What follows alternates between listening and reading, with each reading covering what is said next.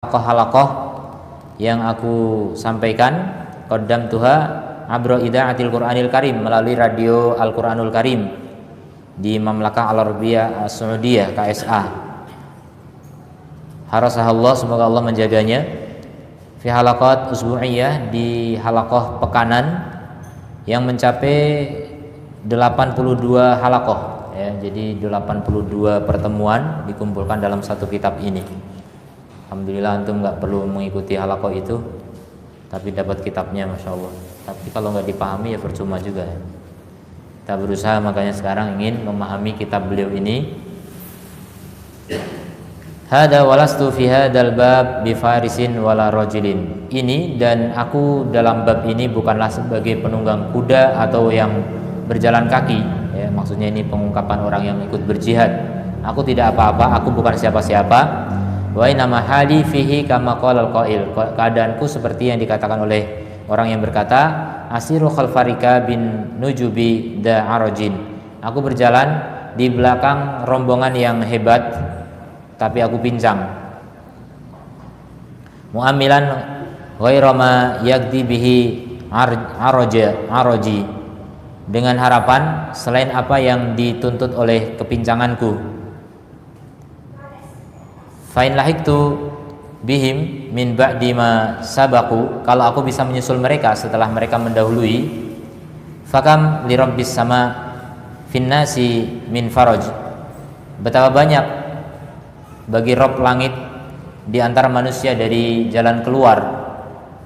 Wa in dalaltu bi kufril ardi munqati'an, dan jika aku masih tetap di bumi ini terputus, tidak melanjutkan perjalanan, fama ala a'raji fidaka min haraj, maka tidaklah bagi orang yang pincang dalam hal itu dari kesulitan. Wa sallallahu al-karim al-mannan al-hayy al-qayyim al-mannan al-hayy al-qayyima al-ahad as-sam alladhi yassara an-naf'a bihi masmu'an. Aku mohon pada Allah yang mulia dan segenap sifat Allah disebutkan, yang telah memudahkan pemanfaatan terhadap hal ini secara pendengaran ya, jadi sudah didengarkan melalui radio fil idaati, di radio. An yuyassira an-naf'a, mudah-mudahan Allah juga memberi kemudahan untuk memberi manfaat bihi, dengan kitab ini, maktuban, secara tertulis, fi hadzal majmu', dalam kumpulan kertas ini. Wa yaj'alahu khalisan liwajhil karim, dan agar menjadikannya murni hanya mengharap wajahnya yang mulia. Mudniyan li jami'ihi, yang mendekatkan bagi pengumpulnya, wa qari'ihi, dan pembacanya, min jannatin na'im, dari surga yang penuh kenikmatan. Rajian minallahi an yaj'ala lana jami'an, dan berharap kepada Allah agar menjadikan bagi kita semuanya an-nasib al-wafir, bagian yang banyak, min qaulihi sallallahu alaihi wasallam, dari sabda Nabi sallallahu alaihi wasallam, inna lillahi tis'atan wa tis'ina isman, sungguhnya Allah memiliki 99 nama. Allah memiliki 99 nama. Mi'atan illa wahidan, ya, 100 kecuali satu. Man ahsaha dakhala jannah, yang barang siapa ihsa 99 nama Allah itu, dia akan masuk surga. Nah, ini yang saya maksud tadi, bukan membatasi nama Allah cuma 99, tapi hadis ini hanya menyatakan bahwa di antara nama Allah ada 99 nama yang memiliki sifat tertentu, yaitu sifatnya apa? Kalau orang mengihsanya akan masuk surga. Nah, apa makna ihsa akan dijabarkan di awal kitab ini nanti insyaallah. Wa yaghfir li khati'ati, dan aku juga mohon kepada Allah agar mengampuni bagiku dosa-dosaku, kesalahan-kesalahanku dan kebodohanku, serta israfku, ya, sikap melampaui batas, fi amri, dalam urusanku. Wa yahdiyana, dan semoga Allah memberikan hidayah, an yahdiyani, memberi hidayah kepadaku, sawa as-sabil, kepada jalan yang lurus. Innahu khairul mas'ulin, Allah sebaik-baik yang diminta. Wa akramu ma'mul, cukup bagi kami dan sebaik-baik pelindung. Wa inni la ashkurullaha subhanahu, dan aku juga bersyukur pada Allah subhanahu wa ahmaduhu, dan memujinya hamdan katsiran thayyiban, dengan pujian yang banyak dan baik, mubarakan penuh berkah, fihi di dalamnya, ala ma manna bihi atas apa yang Allah anugerahkan di dalamnya, wa tafaddala bi an yassara, dan Allah anugerahkan dengan memudahkan li bagiku, i'dada hadzal kitab penyiapan kitab ini, wa nashrihi dan juga penyebarannya, wa nashrahu dan penyebarannya, wasaluhu tabaraka wa ta'ala, dan aku mohon kepadanya yang penuh berkah dan maha tinggi, an yataqabbalahu agar menerimanya, minni dariku, biqabulin hasanin dengan penerimaan yang baik, innahu wasami'ul alim, sungguhnya dia maha mendengar maha mengetahui. Wala yafutuni, dan tidak terluput bagiku huna di sini, ba'da syukrillah setelah bersyukur kepada Allah, an ashkura untuk bersyukur, kullaman sahama fi ikhraji hadzal kitab kepada setiap orang yang ikut andil dalam mengeluarkan kitab ini, birra'yi dengan pendapat, wal masyurah dan musyawarah ide, awil murajaah atau murajaah mengkritik, wa tadqiq dan juga meneliti dengan detail, awit tabaah wan nashr dan juga yang mencetak dan menebarkan, au naqalahu ilal lughat atau bahkan yang menukil memindahkan kepada bahasa-bahasa yang lain dan diterjemahkan dalam bahasa Indonesia. Ini kitab ini sudah insyaallah ya. Seingat saya sudah ada yang terjemah. Ada ya? Ada yang tahu? Ada ya. Kemudian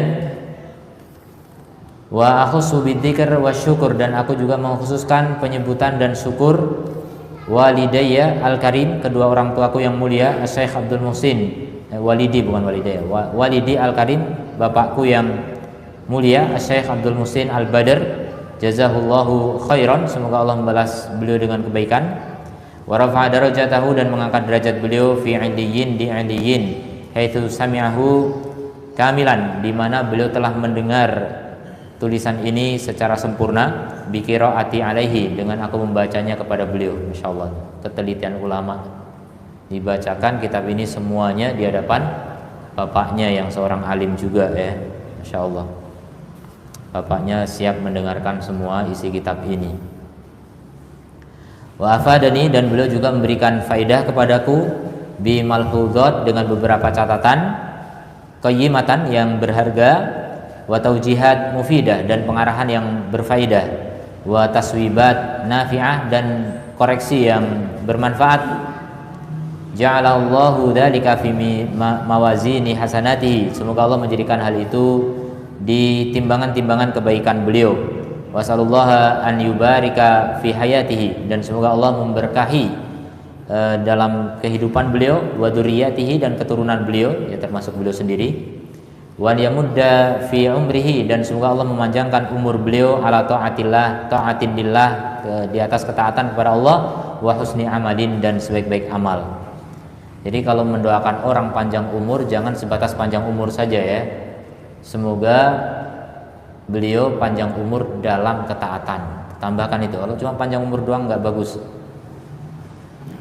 Kama ashkuru syekhi, sebagaimana aku juga bersyukur kepada Syekhku al-Jalil, Syekhku yang mulia, Syekh Abdullah Ibnu Abdul Aziz Ibni Aqil, alladzi takarrama bittila', yang beliau telah berkenan untuk menelaah hadal kitab, ala hadal kitab, terhadap kitab ini, wa taqrid lahu dan memberi pengantar kepadanya, wa as'alullaha an yujziyahu, dan semoga Allah membalas beliau khairal jaza dengan balasan yang terbaik. Walhamdulillahi rabbil alamin, dan segala puji bagi Allah Rabb semesta alam. Wa sallallahu wasallama ala nabiyyina Muhammadin wa alihi wa sahbihi. Katabahu Abdul Razzaq bin Abdul Muhsin al-Badr, afallahu anhu wa ghafara lahu wa rahimahu wa walidayhi wa jamil muslimin.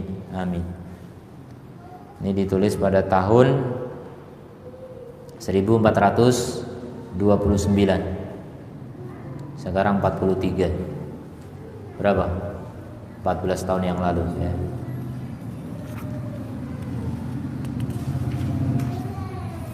Kita mulai dari yang pertama.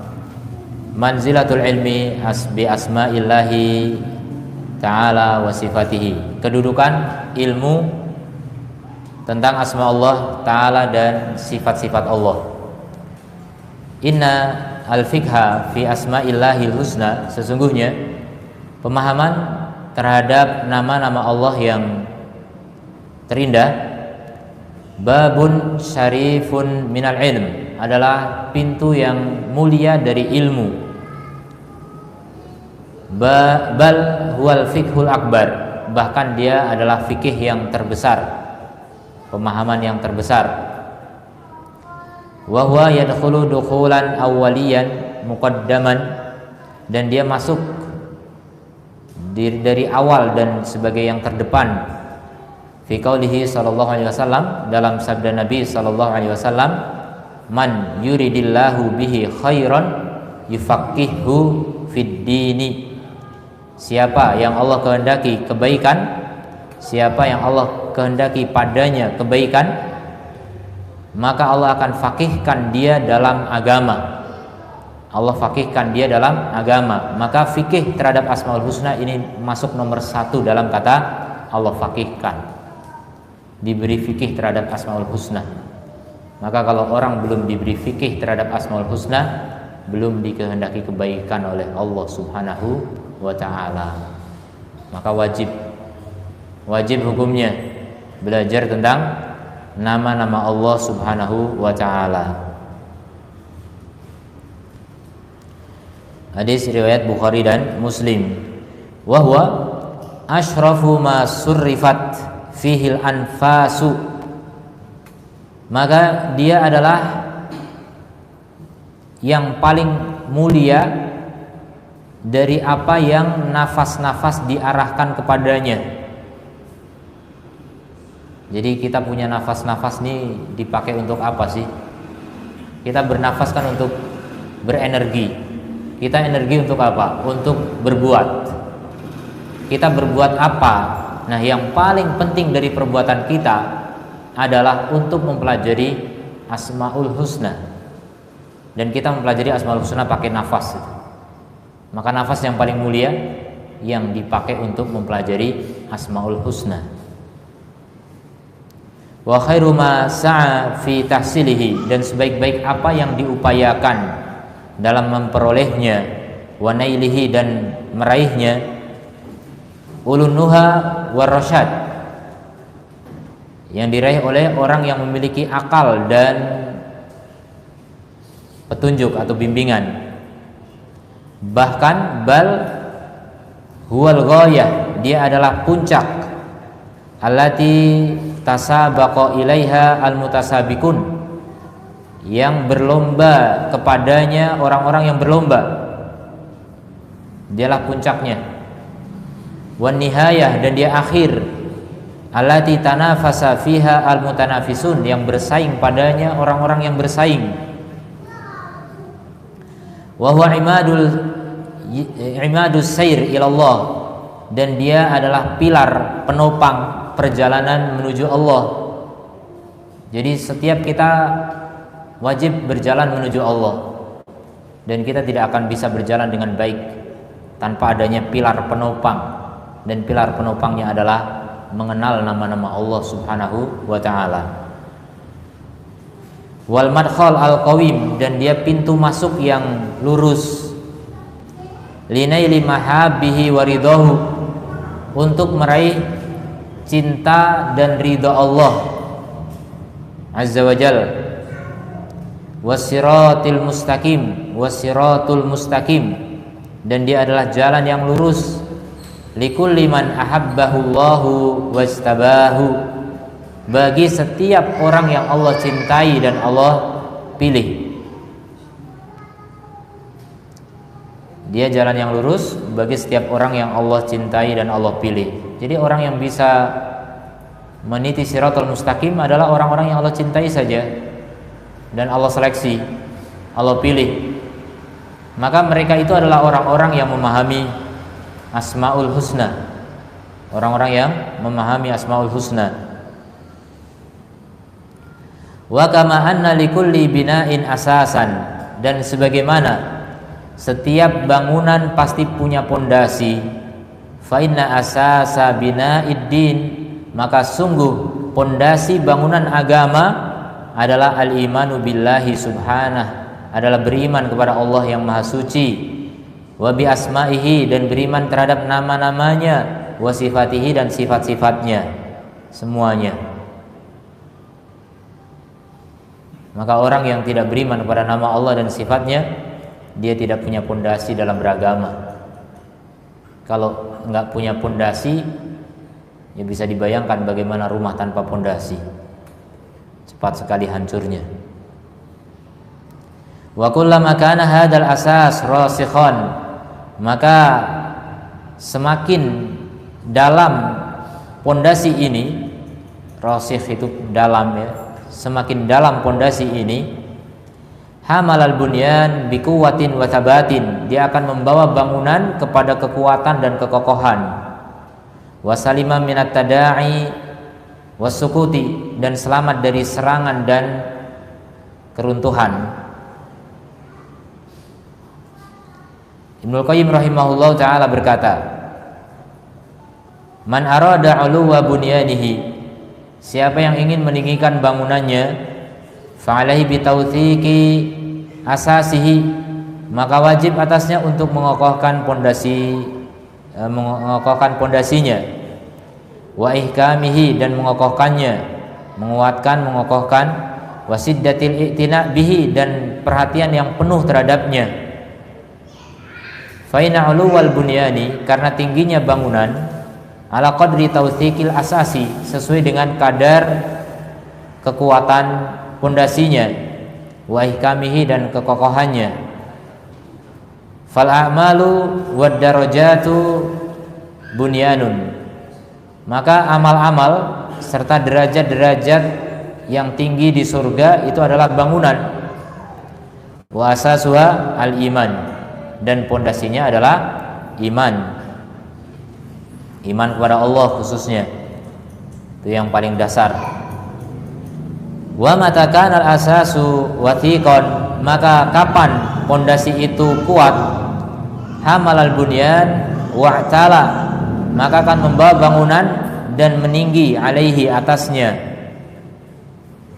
Wa idza tahaddama syai'un minal bunyan, dan apabila ada yang runtuh sebagian dari bangunan, sahula tadarukuhu, maka mudah disusul atau mudah diperbaiki, mudah dikoreksi.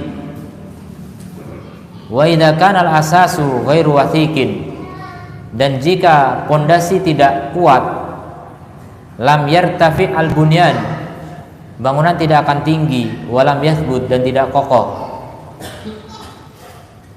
Wa idza tahaddama syai'un minal asas, dan apabila rusak, runtuh sebagian dari pondasi, saqatal bunyan au kada, maka bangunan akan roboh atau hampir roboh.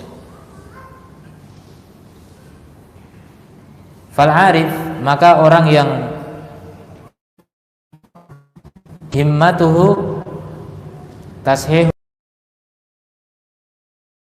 cita-citanya, wa ihkamihi, dan mengokohkannya. Wal jahil, adapun orang yang jahil, yarfa'u fil bina'i, dia akan meninggikan bangunan, anu ghairi asasin, tanpa pondasi. Fala yalbath bunyanuhu an yasquta, maka tidak lama bangunannya akan runtuh. Qala ta'ala, Allah berfirman dalam At-Taubah 109, afaman assasa bunyanahu ala taqwa minallahi wa ridwanin, apakah orang yang mendasari bangunannya di atas takwa kepada Allah dan ridhonya, khairun, lebih baik, amman assasa bunyanahu ala syafa jurufin harin, atau orang yang mendasari bangunannya di atas jurang yang runtuh, di atas tepi, syafa ini tepi, jurufin jurang, harin runtuh, di tepi jurang yang runtuh. fanharo bihi, dan runtuh bersamanya, fi nari jahannam, ke dalam neraka jahannam. Jadi apakah sama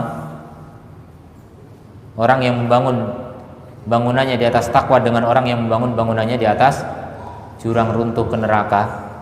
Tentu saja beda. Apakah lebih baik itu, ataukah yang lebih baik orang yang membangun bangunan di atas jurang yang runtuh menuju neraka? Fal asas li bina'il a'mali kal quwwati li badanil insani.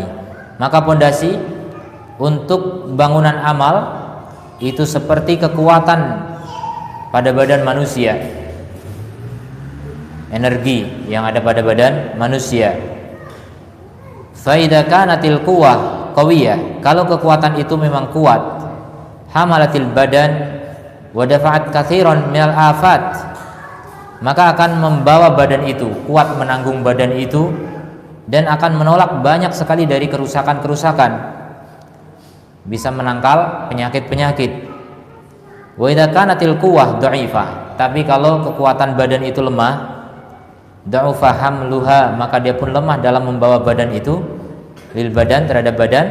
Wa kanat al-afat ilaihi asra'u syai'in, dan penyakit kepadanya adalah perkara yang paling cepat, gampang sakit. Jadi badan itu kalau memang antibodinya itu lemah, gampang sakit.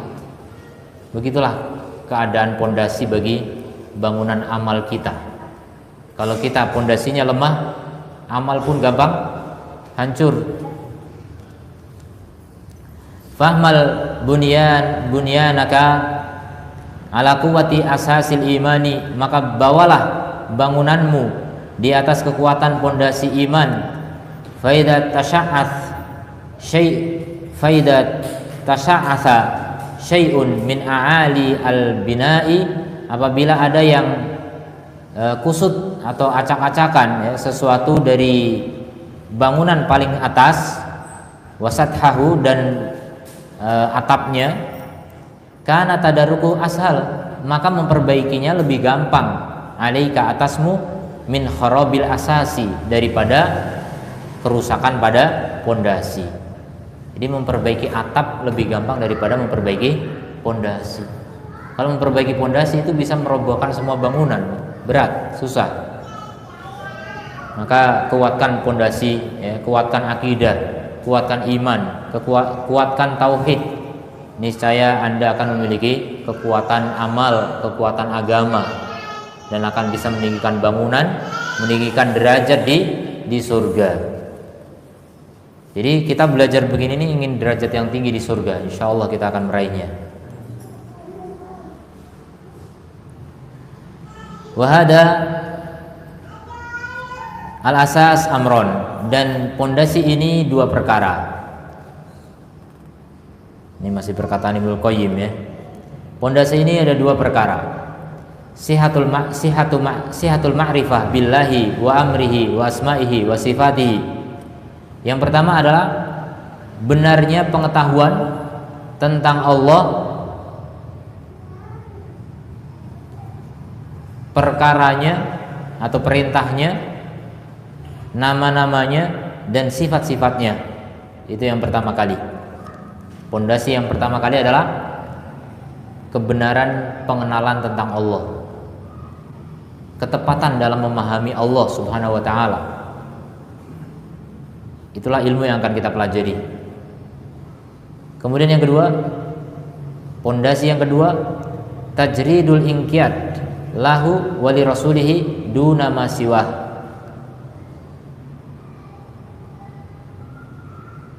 Mengesahkan ketundukan kepada Allah dan Rasulnya Sallallahu Alaihi Wasallam tanpa yang lainnya. Jadi ketundukan kita hanya kepada Allah, kemudian Rasulullah Sallallahu Alaihi Wasallam. Jadi betul-betul tunduk. Kalau kita sudah kenal Allah, berikutnya tunduk. Maka dengan pondasi itu iman kita kuat, amal kita kuat, bangunan kita tinggi. derajat kita dekat dengan Allah Subhanahu wa taala, tinggi dekat dengan Allah taala. Fahada awthaqu asasin. Inilah asas atau pondasi yang paling kuat. Asasal abdu alaihi bunyanahu, yang seorang hamba mendasari bangunannya di atasnya. Wa bihasabihi ya'tali albina, maka sesuai dengannya meninggi bangunan masya'a, sesuai yang dia kehendaki. Dia mau berapa lantai dia mau bangun, silahkan. Yang penting udah kokoh pondasinya, terserah mau dibikin berapa lantai. Begitu akhir dari perkataan Ibnu Qayyim dari kitab beliau Al-Fawaid. Berkata saya Abdul Razak rahimahullah, hafidhahullah, walida, oleh karena itu kathurat ad-dalail, banyak sekali dalil-dalil di dalam Al-Qur'anul Karim al-murassikhah di hadal asas, yang mengokohkan pondasi ini, al-mutsabbitah, dan juga menegarkannya, di hadal asal, menegarkan pondasi ini. Bal lakadu takhlu ayatun, bahkan hampir-hampir tidak kosong satu ayat pun, min ayatihi, dari ayat-ayat Al-Quran, min dzikrin li asma'illahil husna, dari penyebutan terhadap nama-nama Allah yang husna, wa sifatihil ulya, dan sifat-sifatnya yang tinggi. Jadi hampir tidak ada ayat yang enggak menyebut nama Allah atau sifatnya. Saking pentingnya mengenal Allah Subhanahu wa taala. Udah begitu banyak manusia yang tidak mengetahui. Banyak yang tidak mempelajari. Tidak memahami apa maksudnya. Kenapa kok setiap ayat ada nama Allah atau sifatnya? Mimma yadullu dalalatan wadihatan, ini diantara hal yang menunjukkan dengan penunjukan yang sangat jelas ala ahamiyatil ilmi, atas pentingnya ilmu biha, tentangnya, wad darurati almasati, dan darurat yang sangat mendesak, lima'rifatiha, untuk mengenal nama-nama Allah itu. Wa kaifa la yatabawwa'u hadil makanah, bagaimana dia tidak menempati kedudukan al-munifah yang tinggi ini, bagaimana dia tidak menempati kedudukan yang tinggi ini. Wa huwal ghayatu, padahal dia adalah puncak, allati khuliqan nasu li ajlihi, yang manusia diciptakan dalam rangka itu, li ajliha. Jadi manusia itu diciptakan dalam rangka apa? Mengenal Allah. Kalau kita nggak mau kenal Allah, mending nggak usah diciptakan, mending mati aja gitu. Percuma diciptakan terus nggak mau kenal Allah Subhanahu wa taala. Wa ujidu, dan mereka juga diadakan litahqiqiha, untuk merealisasikan itu, yaitu apa? Pengenalan kepada Allah. Fattauhidul ladzi khalaqallahu al-khalqa li ajlihi naw'an, maka tauhid yang Allah menciptakan makhluk dalam rangka itu ada dua macam. Kita diciptakan untuk mentauhidkan Allah, dan tauhid ada dua. Yang pertama, tauhidul ma'rifati wal itsbati, tauhid ma'rifat dan itsbat. Wa huwa yashmalul iman bi rububiyyatillahi wal asma'i was sifat, maka ini mencakup iman kepada rububiyah Allah dan nama dan sifatnya. Ini tauhid yang pertama, namanya apa? Tauhid ma'rifat dan itsbat, tauhid pengetahuan dan penetapan. Ini tujuan kita diciptakan, untuk mengetahui Allah, untuk menetapkan sifat bagi Allah. Makanya orang yang nggak tahu ini akhirnya apa? Malah menolak nama Allah, menolak sifat Allah. Kan kasihan, mereka ahli ibadah, mereka punya amal tapi nggak punya pondasi. Kasihan sekali orang-orang yang seperti itu. Maka sebenarnya kitab seperti ini wajib diajarkan di semua masjid. Semua masjid harus mengajarkan kitab ini. Ada nggak kira-kira yang mengajar? Masjid banyak, tapi pengajaran ilmu di masjid masih langka, ya. Di pesantren saja belum tentu diajarkan, apalagi di masjid-masjid kaum muslimin yang jutaan, ya. Udah ada jutaan nggak di Indonesia ini masjid? Kalau kaum muslimin aja 200 juta. Setiap 200 orang ada satu masjid, berarti udah sejuta. Wallahu a'lam, ya. Yang jelas banyak. Seperti ada wilayah di Indonesia disebut kota 1000 masjid. Banyak sekali masjid. Di Batam entah berapa ratus atau ribu masjid mungkin. Nah, apakah mereka atau masjid-masjid tersebut diajarkan ilmu yang sangat penting ini? Wallahu a'lam berapa masjid yang ada yang mengajarkan ilmu tentang ini. Ini sangat penting, ya. Sangat penting karena ini tujuan dari diciptakan. Tujuan dari Allah menciptakan manusia. Dan bahkan tujuan dari Allah menciptakan semua makhluk, termasuk surga dan neraka.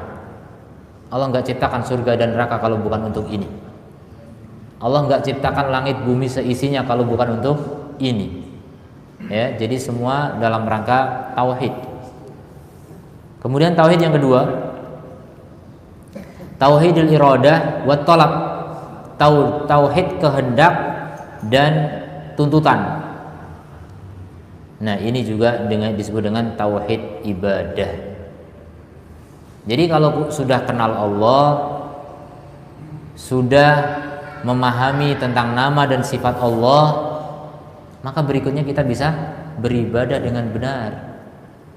Ya, kita pelajari lagi tentang hukum ibadah, cara-cara ibadah. Nah, itu cabang. Pondasi ilmu itu mengenal Allah dulu. Mentauhidkan Allah dari sisi apa? Makrifat dulu. Kita makrifat aja belum. Makanya orang kalau nggak menjadi ahli makrifat itu nggak bisa beribadah dengan benar. Maka seorang muslim wajib menjadi ahli makrifat semua.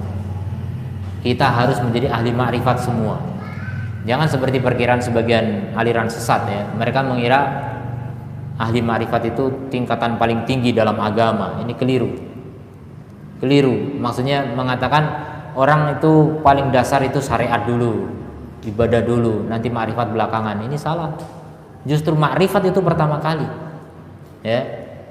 Kebalik mereka. Makrifat itu pertama kali. Baru berikutnya kita bisa beribadah dengan baik.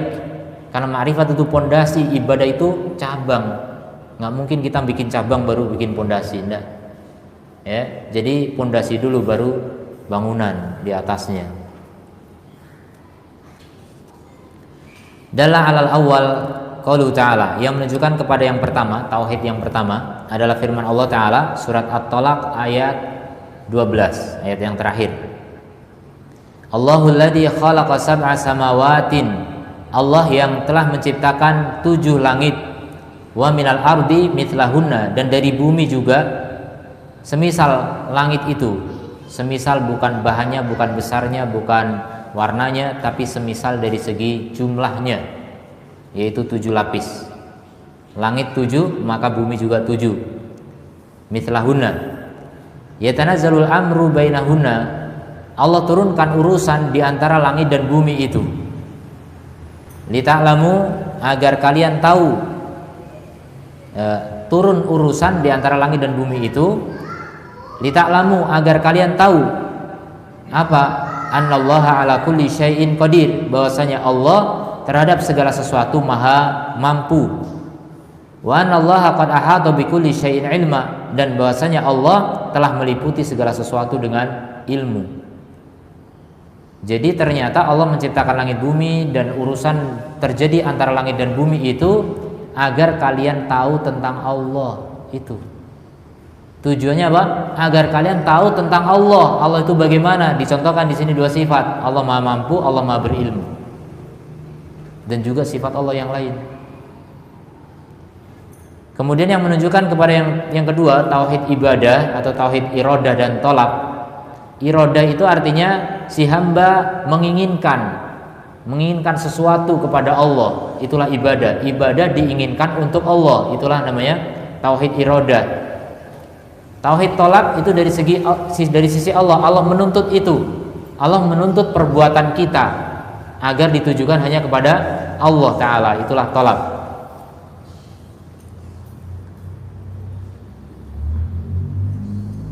Yang menunjukkan kepada tauhid, iradah dan tolab adalah firman Allah surat Ad-Dzariyat ayat 56. Wa ma khalaqtul jinna wal insa illa liya'buduni. Tidaklah aku menciptakan jin dan manusia dan langit seisinya, semuanya, langit bumi seisinya, dan bahkan akhirat, surga dan neraka dan seisinya, tidak lain kecuali apa? Liya'buduni, agar mereka beribadah kepadaku. Itu tauhid apa? Tauhid ibadah. Yang tadi tauhid apa? Tauhid ma'rifah.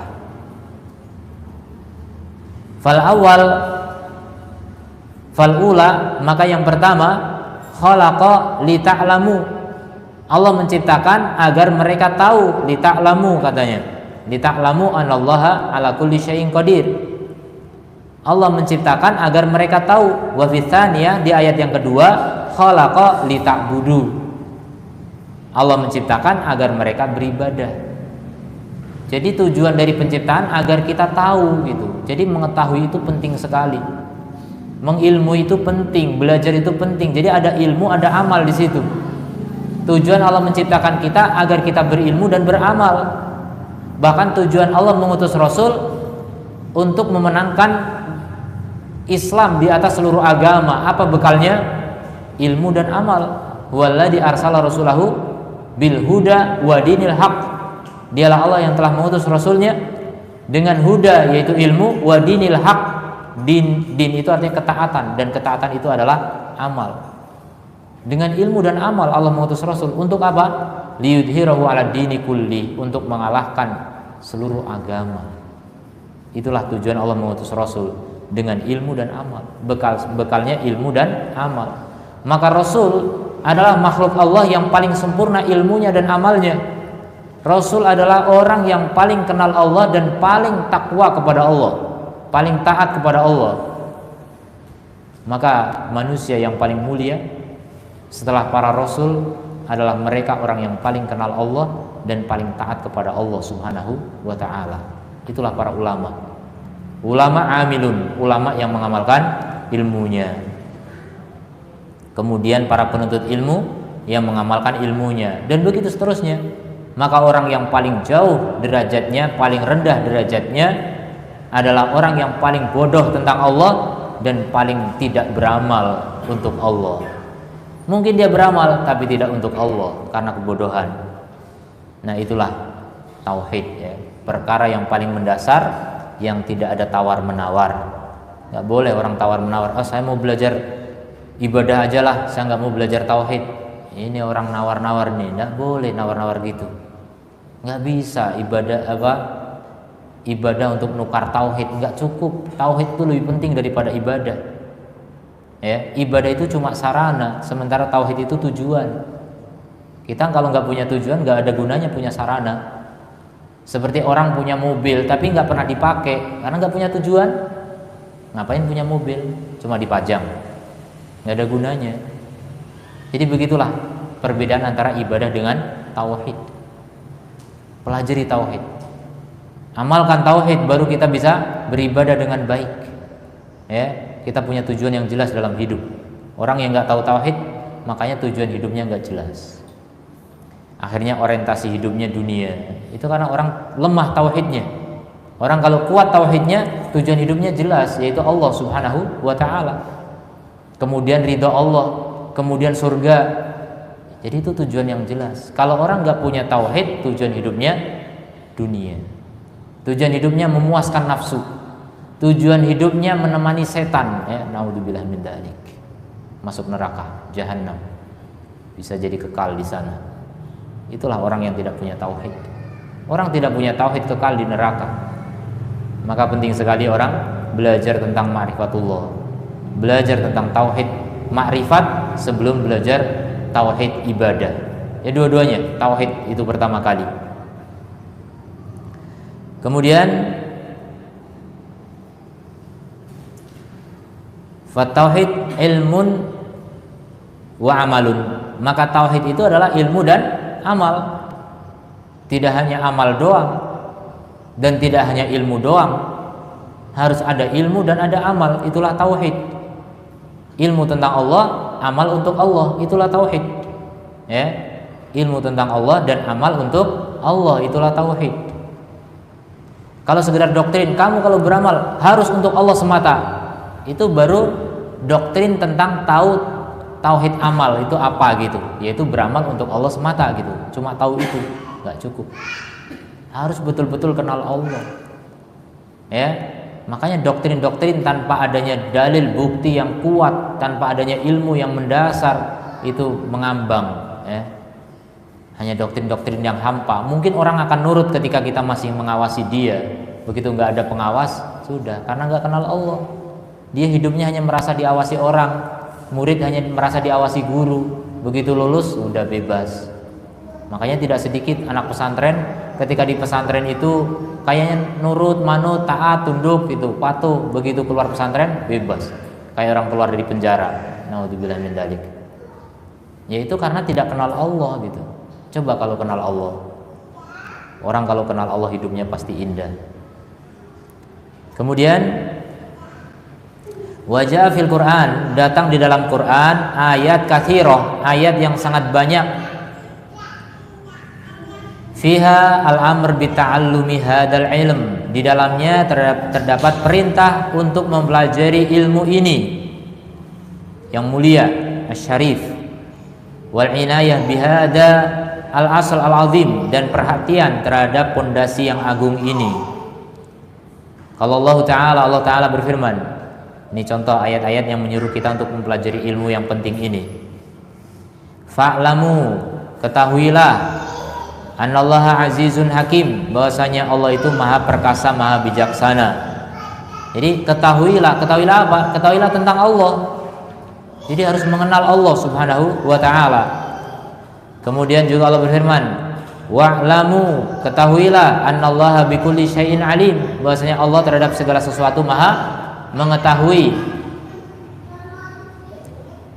Kemudian juga Allah berfirman, wa'lamu, ketahuilah, anallaha bima ta'maluna basir, bahwasanya Allah terhadap apa yang kalian lakukan maha melihat.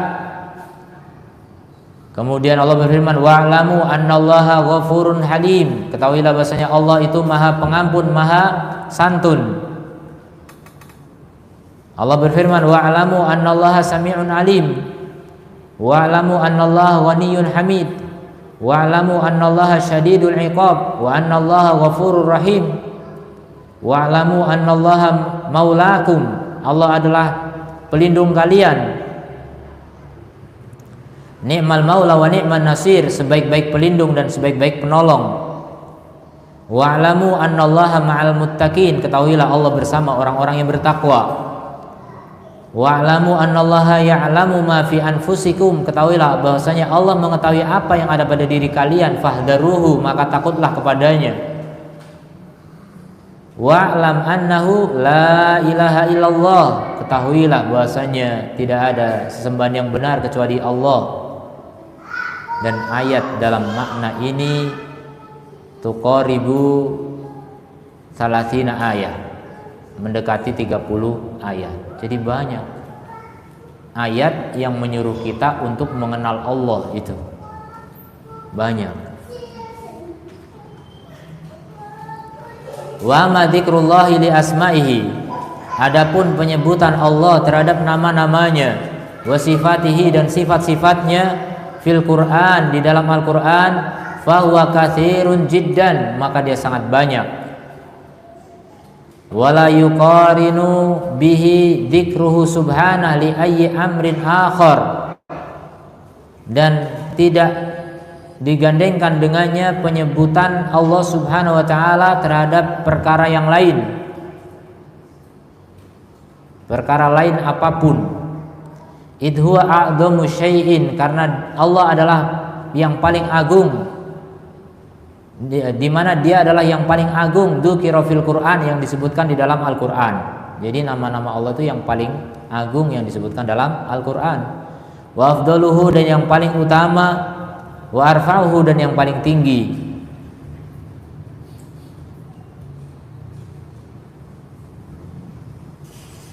Jadi penyebutan terhadap nama dan sifat Allah ini yang paling banyak di dalam Al-Quran Al-Karim.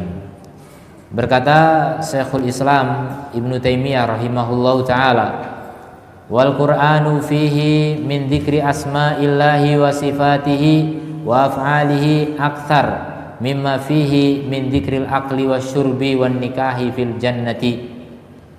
Al-Quran di dalamnya penyebutan terhadap nama-nama Allah dan sifat-sifatnya dan perbuatannya lebih banyak daripada apa yang ada di dalamnya dari penyebutan terhadap makan, minum, dan nikah yang ada di surga.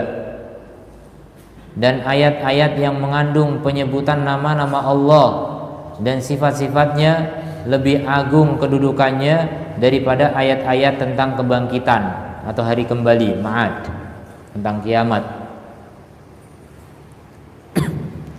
Fa'adamu ayatin fil Qur'an, maka ayat yang paling agung yang ada dalam Quran apa itu? Ayat apa? Ayat Al-Kursi. Kenapa dia paling agung? Ya karena paling banyak mengandung nama dan sifat Allah. Satu ayat yang paling banyak nama dan sifat Allah adalah ayat Al-Kursi, maka disebut ayat paling agung. Al-mutadammin lidzalik, yang mengandung hal itu. Kama sabata dzalika fil hadis sahih, sebagaimana terdapat dalam hadis yang sahih yang diriwayatkan oleh Imam Muslim dari Nabi sallallahu alaihi wasallam. Beliau bersabda kepada Ubay bin Ka'ab, "Atadri ayu ayatin fi kitabillahi a'zam?"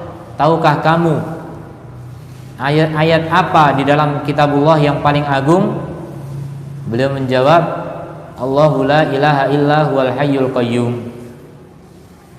Jawabannya tepat. Ubay bin Ka'ab salah satu dari ahli Quran.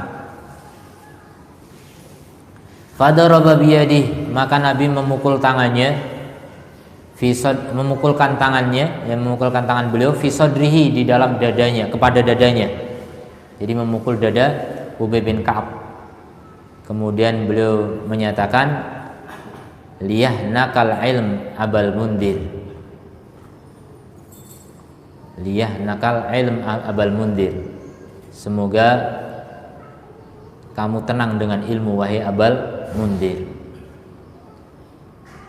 Atau kamu senang dengan ilmu, wahai Abal Mundir.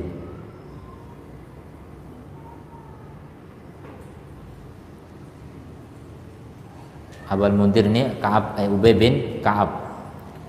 Wa afdalu suratin, dan surat yang paling utama di dalam Quran adalah apa? Surat apa?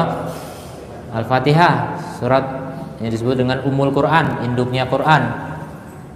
Kama sabata dzalika fi hadis Abi Sa'id Ibni Al-Mu'la atau Ibni Al-Ma'la fi sahih, di dalam sahih, qala lahu Nabi sallallahu alaihi wasallam, bersabda kepada beliau, innahu lam yunzal fit Taurati, sungguhnya tidak diturunkan di dalam Taurat, wala fil Injil, tidak pula dalam Injil, wala fiz Zabur, tidak pula dalam Zabur, wala fil Quran, tidak pula dalam Quran, mithlaha, yang semisal dengan dia. Yang semisal dengan dia enggak ada di semua kitab itu. Wa hiya sab'ul mathani, dan dia adalah 7 ayat yang diulang-ulang. Wal Qur'anul Azim, dan disebut sebagai Al-Qur'anul Azim, padahal satu surat disebut Qur'anul Azim. Alladzi utituhu, yang aku diberikannya, aku diberi dia. Jadi hanya diberikan kepada Nabi sallallahu alaihi wasallam. Jadi hanya diberikan kepada Nabi sallallahu alaihi wasallam. Wa fiha min dzikri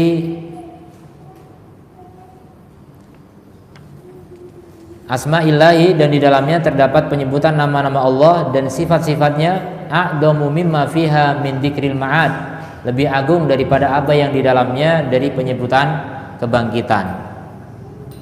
Di catatan kaki disebutkan alladzi fi sahih al-Bukhari, yang di dalam sahih Bukhari, dari hadis Abi Sa'id bin Ma'la anna Nabiy sallallahu alaihi wasallam qala lahu, Nabi berkata kepadanya, la'lamannaka suratan, aku akan mengajarkan, benar-benar aku akan mengajarkan kepadamu satu surat, ia a'damu suwarin, dia surat yang paling agung, fil Quran, di dalam Al-Quran, qabla an takhruja minal masjid, sebelum kamu keluar dari masjid. Tsumma akhadha biyadi, kemudian beliau memegang tanganku. Falamma arada an yakhruja, ketika beliau ingin keluar, qultu lahu, aku berkata kepada beliau, alam takul, bukankah engkau sudah mengatakan, la alamannaka suratan hiya a'damu suratin fil Qur'ani? Qala, kata Rasul, hiya sab'ul mathani, dia 7 ayat yang diulang, wal Qur'anil azim, dan Quran yang agung, alladzi utituhu, yang aku diberinya. Itu lafaz lengkapnya begitu.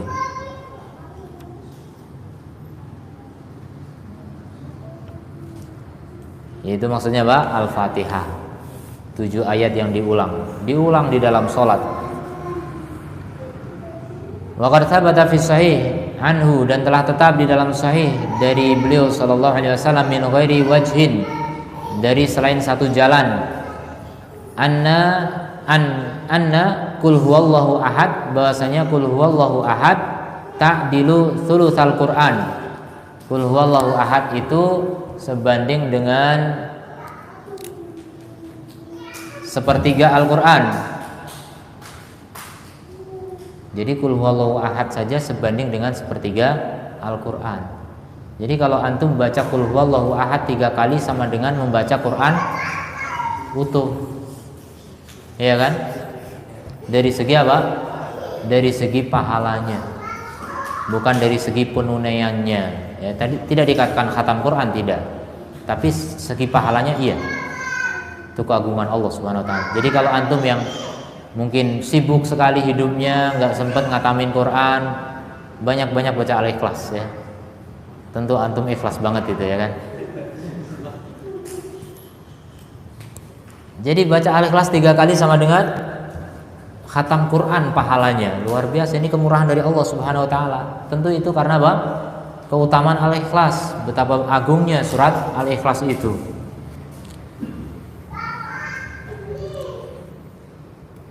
Dan membaca Al-Ikhlas 10 kali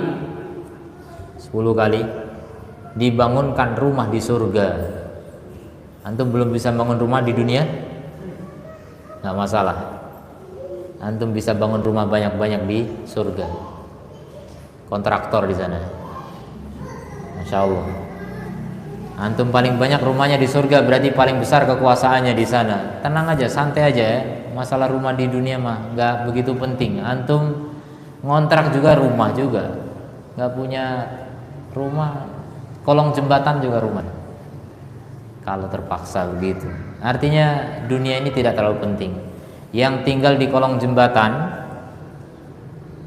sama yang tinggal di istana megah, kalau mati ya tetap dikubur ya gitu, sama aja, dikuburnya sama.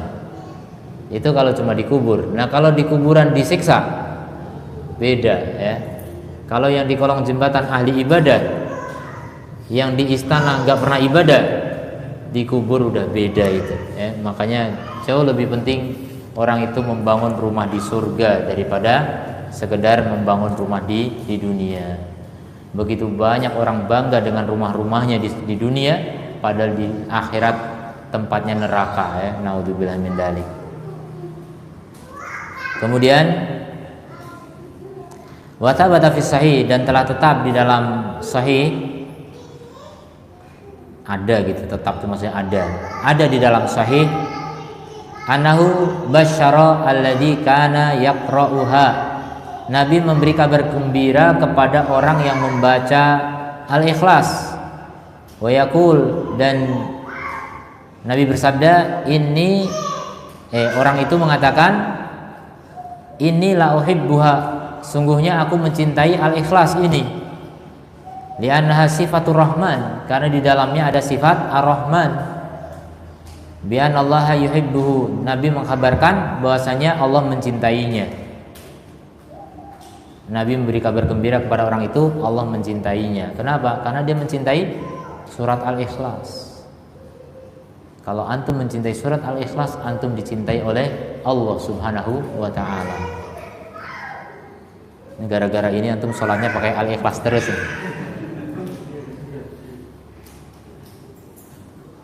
Maknanya bukan demikian, bukan berarti Al-Ikhlas terus ya. Ya silakan antum berbanyak Al-Ikhlas, tapi jangan lupa juga surat yang lain. Fabayyana anna Allah yuhibbu man yuhibbu dzikra sifatihi subhanahu wa ta'ala. Maka hadis ini menjelaskan bahwa Allah mencintai orang yang mencintai penyebutan sifat Allah subhanahu wa ta'ala, karena Al-Ikhlas itu isinya sifat Allah. Wa hadza babun wasi', dan ini adalah pintu yang sangat luas. Begitu kata Syekhul Islam Ibnu Taimiyah rahimahullahu taala dalam kitab beliau Dar'u Ta'arudil Aqal bin Naqal. Wa kullu hadza wadihun, semua ini adalah sangat jelas, wadihud dalalah, ya sangat jelas penunjukannya ala ahammiyati hadzal ilm, atas pentingnya ilmu ini asyarif yang mulia, wa'adamu sya'nihi, dan besarnya perkaranya, agungnya perkaranya, wa kathratu khairatihi, dan banyaknya kebaikannya, wa awaidihi, dan faidahnya. Awa itu keuntungan yang kembali gitu, dan keuntungannya. Wa nahu aslun min usulil iman, dan dia merupakan pokok dari pokok-pokok iman. Wa ruknun min arkanid din, dan tiang dari tiang-tiang agama. Wa asasun min ususi millatil Islam, dan dia pondasi dari pondasi-pondasi agama Islam. Alaihi tubna maqamatud din, padanya dibangun kedudukan-kedudukan agama ar-rafi'ah yang tinggi, wa manazilihi al-aliyah, dan kedudukan-kedudukannya yang tinggi. Wa kaifa yastaqimu amrul basyariyah, bagaimana bisa lurus urusan manusia, wa tasluhu halan nasi, dan bagus keadaan manusia, biduni ma'rifatihim, tanpa pengetahuan mereka, bifatirihim, terhadap pencipta mereka, wa bari'ihim, dan yang mengadakan mereka, wa khaliqihim, dan Allah hanya menjadi sarana fasilitas bagi kita untuk bisa merealisasikan tujuan penciptaan, yaitu ibadah kepada Allah semata. Wa qad haddarallahu ibadahu, dan Allah telah mentahdir, memperingatkan hamba-hambanya, min dalika, dari hal itu, dengan firman-Nya, ya ayyuhalladzina amanu, wahai orang-orang yang beriman, la tulhikum amwalukum, jangan sampai harta-harta kalian, wala auladukum, dan juga anak-anak kalian, tulhikum, melalaikan kalian, an dzikrillah, dari mengingat Allah. Nah itulah yang terjadi, kebanyakan orang lalai dengan harta dan anak-anak daripada mengingat Allah, daripada beribadah kepada Allah. Ya, yang banyak hartanya sibuk dengan ngurusi hartanya, yang sedikit hartanya sibuk nyari harta.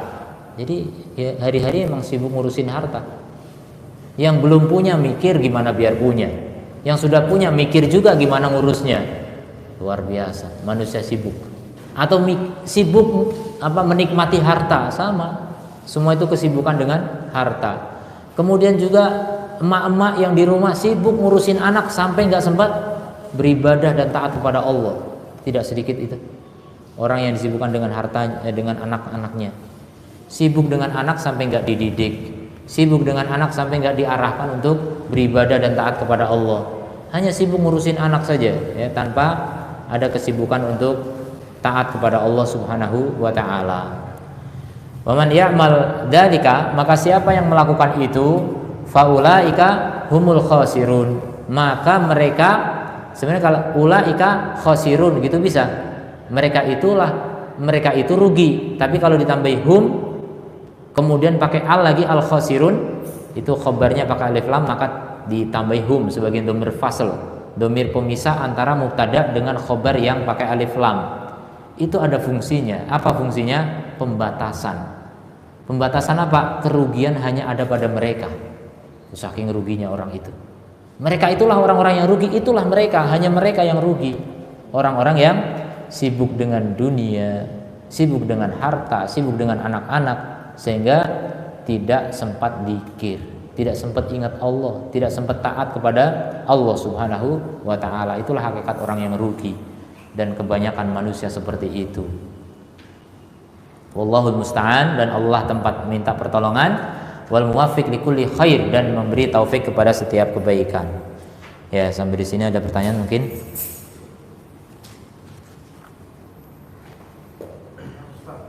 Ya.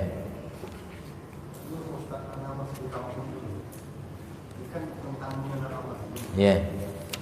Karena mengatakan kita harus mengenal Allah. Kemudian dia mengatakan tidak, kita harus mengenali diri kita.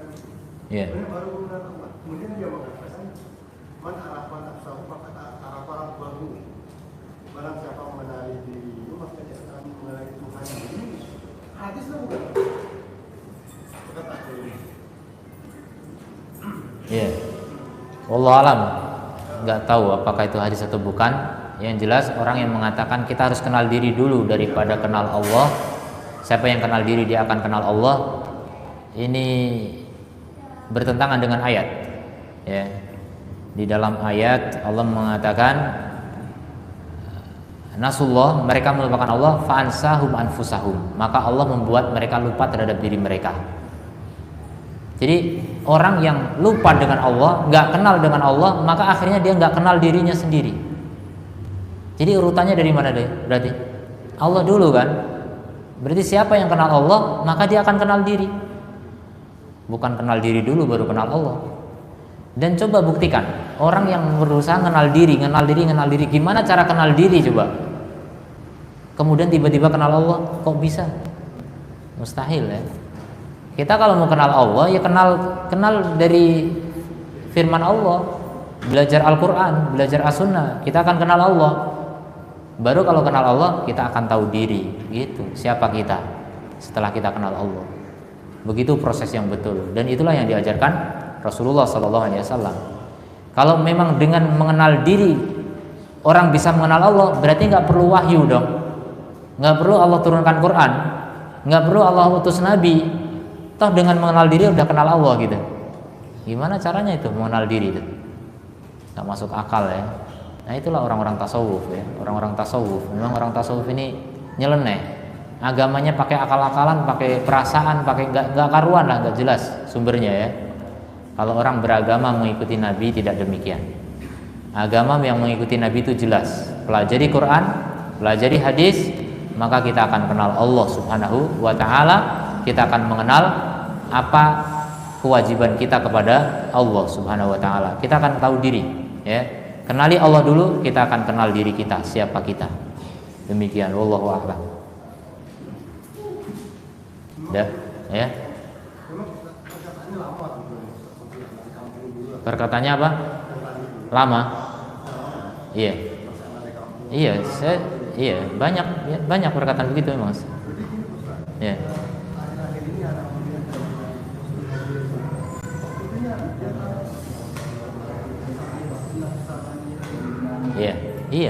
Iya, ma'ruf ya. Ma'ruf, pokoknya tasawuf ya, begitu. Thariqah mereka mengenal Allah itu dengan mengenal diri. Cuma kita nggak akan memilih jalan yang menyimpang dari jalan Nabi SAW. Kita diperintahkan oleh Allah untuk mengikuti Nabi Muhammad SAW. Kalau memang mengenal diri itu cukup, maka nggak perlu Allah menurunkan Al-Quran, nggak perlu Allah mengutus Nabi. Mereka rata-rata cara ibadah mereka, cara mengenal Allah semuanya pakai cara mereka, nggak mau pakai cara Nabi. Aliran apapun itu, ya, yang begitu thariqah cara mengenal Allahnya, yang kemudian menganggap ma'rifatullah itu puncak, dasarnya itu ibadah nanti sampai kepada ma'rifatullah. Itulah salahnya di situ. Kalau kita kenali Allah dulu, baru nanti ibadah itu betul dibangun di atas kenal kepada Allah Subhanahu wa ta'ala. Dan semakin kita beribadah, maka semakin kenal Allah, insya Allah. Semakin kita akan tahu ya, hakikat Allah Subhanahu wa ta'ala, walaupun tidak hakikat secara utuh ya, tapi semaksimal yang bisa dilakukan oleh makhluk. Tetap aja makhluk tidak bisa meliputi Allah ya. Wala yuhituna bihi ilman. Makhluk tidak bisa meliputi Allah dengan ilmu, nggak bisa. Tapi ya semaksimal yang Allah berikan kemampuan kepada kita. Ya, udah. Ya. Amin wa yakum. Jadi di perkataan Ibnu Qayyim di awal tadi Ya. kan diilustrasikan bagaimana mengubah fondasi itu lebih sulit dari memperbaiki fondasi lebih sulit dari memperbaiki bangunan. Ya. Dan di akhirnya disebutkan ketika fondasi dan bangunannya sudah sesuai, maka kita bebas ingin membangunnya setinggi apa gitu. Kalau pondasinya udah kuat. Ya udah kuat. Ya. Nah itu maksud definisi dari korelasi dari setinggi apa itu maksudnya apa sih? Iya. Kalau bangunan sudah kalau pondasi sudah kuat, maka bebas dia mau meninggikan bangunannya. Meninggikan bangunannya maksudnya meningkatkan derajatnya di sisi Allah. Jadi bangunan itu amal-amal soleh gitu ya. Ketaatan kepada Allah, itulah bangunan di atas pondasi iman. Maka mau sebagus apa amal kita terserah karena ini udah kuat gitu. Maka ini hakikatnya kalau di dunia itu amal, kalau di akhirat itu derajat. Maka derajat kita di surga terserah pondasi kita. Jadi pondasi udah kuat, silahkan mau setinggi apa. Mau setinggi Nabi nggak bisa ya, di bawah Nabi. Jadi bisa yang paling tinggi setingkat di bawah Nabi Shallallahu Alaihi Wasallam, di bawah para Nabi. Itu yang bisa diraih insya Allah. Itu tingginya bangunan itu di situ maksudnya. Maka semua kembali kepada kekuatan pondasi. Kalau pondasi lemah nggak bakal bisa. Orang awam, orang-orang jahil nggak akan bisa memiliki tingkatan yang tinggi seperti itu. Itu hanya para ulama dan ulama pun yang amilun, yang mengamalkan ilmunya. Makanya berpaculah untuk terus menuntut ilmu, karena ilmu ini nggak ada batasnya ya, tidak ada batasnya. Sementara umur kita terbatas, sangat terbatas. Kita mengejar secepat apapun dalam mengejar ilmu, tetap aja ilmu nggak habis. Apalagi yang santai-santai aja gitu. Kita mau berpacu mengejar ilmu, ma'rifatullah saja nggak akan habis. Kok kemudian santai-santai aja? Ya sudah. Siapa yang santai-santai berarti nggak ingin meninggikan bangunan. Itu aja. Kalau kita nggak mau mengokohkan pondasi, berarti nggak mau meninggikan bangunan. Demikian wallahu a'lam. Subhanakallahumma wa bihamdika asyhadu an la ilaha illa anta astaghfiruka wa atubu ilaik. Assalamualaikum warahmatullahi wabarakatuh.